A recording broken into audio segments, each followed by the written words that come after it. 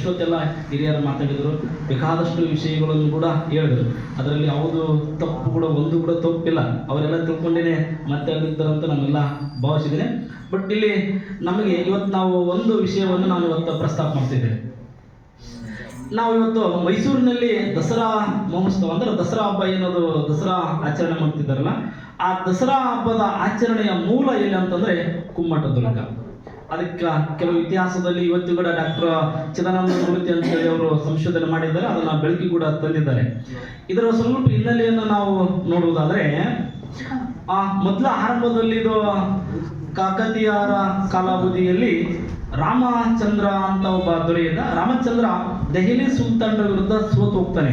ಸೋತೋದ ನಂತರದಲ್ಲಿ ಇವತ್ತಿನ ಅಂಬಾರಿ ಐತಲ್ಲ, 750 kg ಅಂಬಾರಿ ಐತಲ್ಲ, ಆ ಅಂಬಾರಿ ಮೂಲ ಈ ಒಂದು ರಾಮಚಂದ್ರ ದೇವನ ಕೈಲಿತ್ತು. ಅದನ್ನೇ ಆತ ಏನು ನಾವು ಮುಮ್ಮಡಿ ಸಿಂಗನಾಯಕ ಅಂತ ಕರಿತಿದ್ವಲ್ಲ, ಗಂಡುಗಲಿ ಕುಮಾರರಾಮನ ತಾತ, ಆತನಿಗೆ ಒಪ್ಪಿಸ್ತಾನೆ. ಅದನ್ನೇ ಯಾವಂದ್ರೆ ಆ ರಾಮಚಂದ್ರ ದೇವ ಒಪ್ಪಿಸ್ತಾನೆ. ದೆಹಲಿ ಸುಲ್ತಾನರ ದಾಳಿ ಆಗುತ್ತೋ ಅದನ್ನು ಒಪ್ಪಿಸ್ತಾನೆ.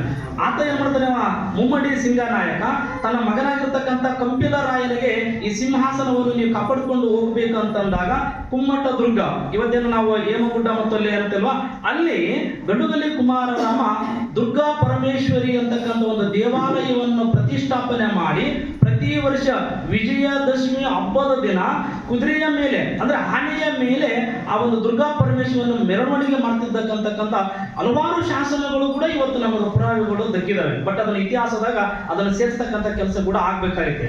ಅಂದ್ರೆ ಕುಮ್ಮಟದುರ್ಗದಲ್ಲಿ ಯಾವಾಗ ಗಂಡುಗಲಿ ಕುಮಾರರಾಮ ಈ ಒಂದು ದಸರಾ ಮಹೋತ್ಸವವನ್ನು ಆಚರಣೆ ಮಾಡ್ತಿದ್ನೋ, ಆ ದಸರಾ ಮಹೋತ್ಸವ ಆಚರಣೆ ಮಾಡ್ತಕ್ಕಂಥ ಸಂದರ್ಭದಲ್ಲಿ ವಿಜಯನಗರ ಸಾಮ್ರಾಜ್ಯದ ಸ್ಥಾಪಕರಾಗಿರ್ತಕ್ಕಂಥ ಅಕ್ಕ ಮತ್ತು ಬುಕ್ಕ, ಈತನ ಸೋದರ ಅಳಿಯರು, ಈತನ ಭಂಡಾರ ಅಧಿಕಾರಿಗಳು ಅಥವಾ ಕಾವಲುಗಾರನಾಗಿ ನೇಮಕ ಮಾಡಿರ್ತಾನೆ.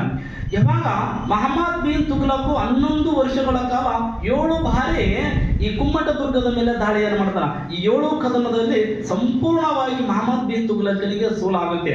ಸೋತಿರ್ತಕ್ಕಂಥ ಮಹಮ್ಮದ್ ಬಿನ್ ತುಘಲಕ್ ಹೇಗಾದ್ರೂ ಮಾಡಿ ಗಂಡುಗಲಿ ಕುಮಾರರಾಮನನ್ನು ಸಾಯಿಸಬೇಕಂತೇಳಿ ಪ್ರತಾಪ ರುದ್ರನ ಮಗಳಾಗಿರ್ತಕ್ಕಂಥ ಮಾತಂಗಿ ದೇವಿಯನ್ನು ಮರೆ ಹೋಗ್ತಾನೆ. ನಿನಗೆ